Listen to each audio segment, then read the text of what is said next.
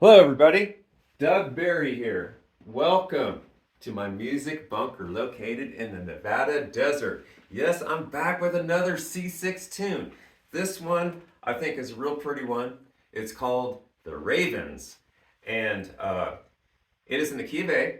After I get finished with this instrumental that I wrote, I'm going to talk a little bit about these two artists here. They're a couple, and I'm going to talk a little bit about this song and some of the techniques I use.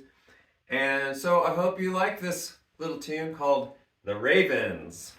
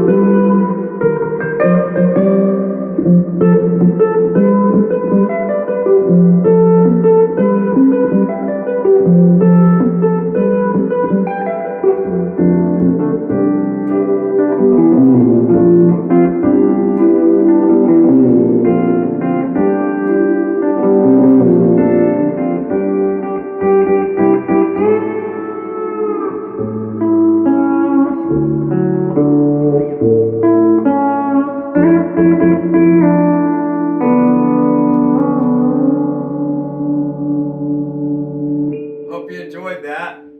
So anyway, I'm talking about these two artists right here. These are actually a married couple, and here we have Marty Stewart. Marty Stewart has been a big supporter of the pedal steel guitar over the years. He used to go even to Whit Scott from Scotty's Music in the St. Louis, Missouri area. He used to have a big steel guitar show for younger players called the International Steel Guitar Convention. Anyway, he showed up there, and he's been very supportive of the steel guitarist community over the years.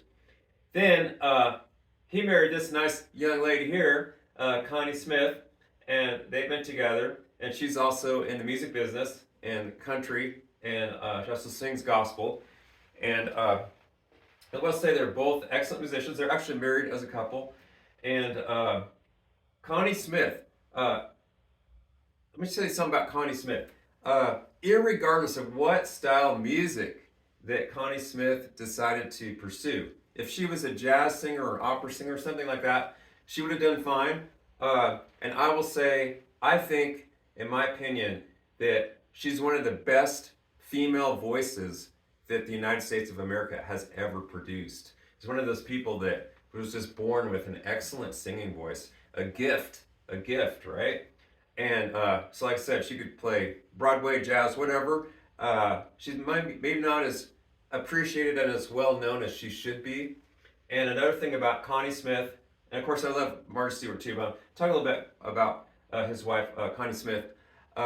She, too, over the years, she's been a little bit outspoken about her personal beliefs and her spirituality. I mean, that's fine and everything. And I just noticed she was able to kind of share her faith and her spiritual path with other people on stage in a public setting.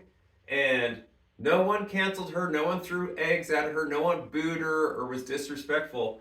And that just doesn't happen today anymore. I would be, personally, I would be hesitant to speak my public opinion because there's been a lot of problems. We've had a lot of problems in the United States with freedom of speech, and people just aren't respectful of other people's opinions and viewpoints, even when someone steps out to share their spirituality.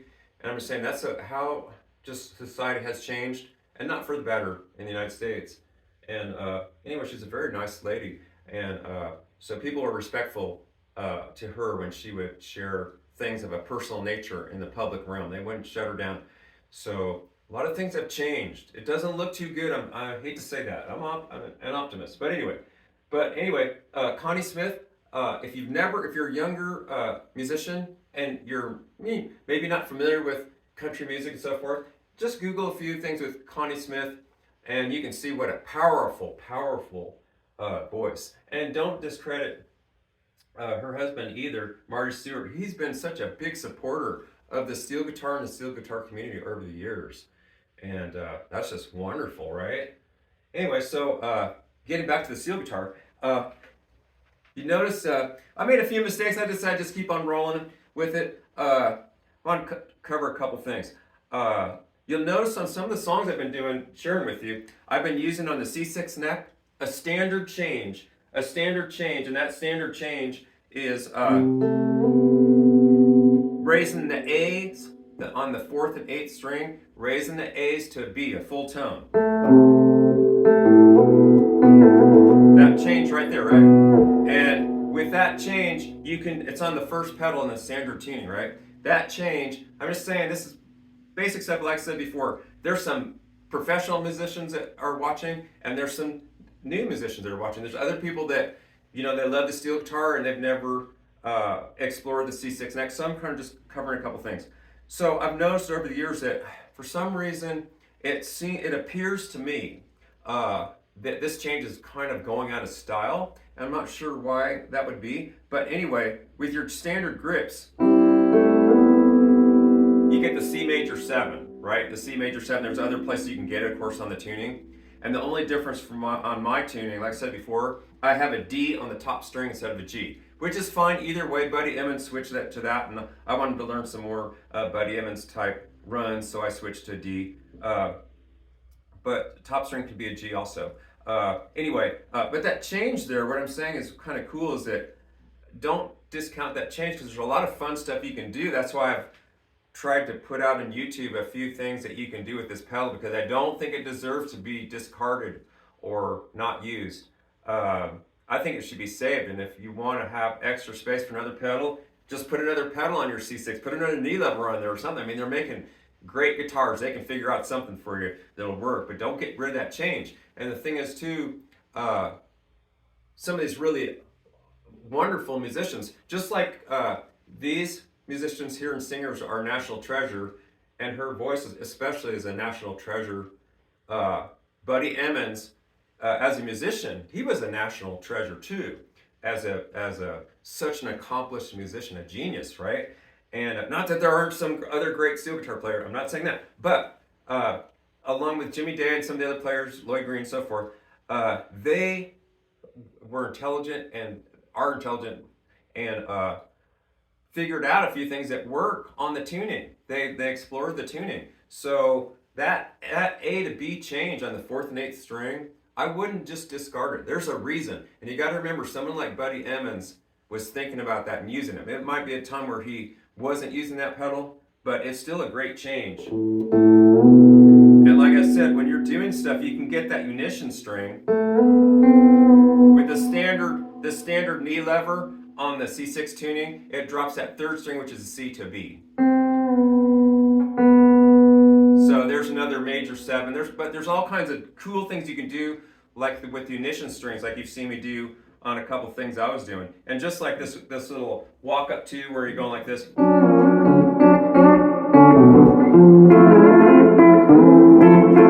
And then you're leading up here, look, to get a ignition string.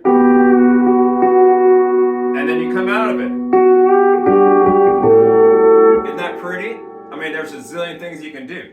So anyway, so I just want to share that. And also another thing, I know I mentioned I've got 4 picks. No big deal. All you need is 2 finger picks and 1 thumb pick. That's all you need. But you can do some different things with the 3rd pick. And you might notice that my picks are different colors. There's 2 picks I have that one's yellow and one's blue. I only did that because I use the Dunlop picks, and even with my small little hands, I've noticed my fingers are different sizes. And when I would try to bend the picks to fit just right, they would just come flying off. So finally, I just said each pick is a little bit different size. Not much, but I just took some cheap fingernail polish from the dollar store. I always paint this one yellow and this one blue. I've got another, couple sets. And anyway, so that's what that's about. And another thing I wanted to say too is that on my guitar, especially when I was in a blues band, those people will say, "Oh, can you play like such player?" And that particular player would use a lot of special effects and everything. And for me, that's just not my style. I noticed with a lot of special effects, and you can do all kinds of things with a steel guitar. Of course, even Pete Drake years ago did all kinds of amazing things with a steel guitar with effects. But for me personally, I like working on my tone, and I've noticed my tone is in my hand. And if I use effects, it negatively affects my playing. I need all the help I can get, right? And so, and then you get attached to a certain effect, and then all of a sudden they don't make it anymore. You can't find it, or whatever, and it's part of your sound, right? Then you're stuck. So for me, I know everybody else does a lot of things different, but for me, what works for me and what I like, and it's kind of my own style, my own way of doing things, and it makes it unique for me, for my sound. All I use is an amplifier, a good like a PV or Fender. I wish I had a Webb, but there's all kinds of good amplifiers, of course. I just basically use a PV amp, the older ones that were made in Mississippi, and I just use some reverb, and I don't use any special effects. I don't have like a laser electric pedal or thing. Just have an old standard pot pedal with the string in there. Everything's pretty simple. So the only thing I really use is reverb. And some might say, well, that's going to limit you, whatever. Hey, for me, I like it. And like I said, if I were to depend on a lot of effects and everything, it hurts my playing style. I like to get a nicer tone. And for me, the tone is in the hand. And I think Jerry Byrd really demonstrated that. He had excellent tone in his hands. So anyway, so I can spend a lot of money and talk all day about the different effects and different condensers and all those things you can do on a steel guitar. But for me, I just plug it in, electricity, and a little reverb. That's it. So anyway, so I hope this was informative and you'd enjoyed that little tune. Have a great one. Thanks for watching, everybody.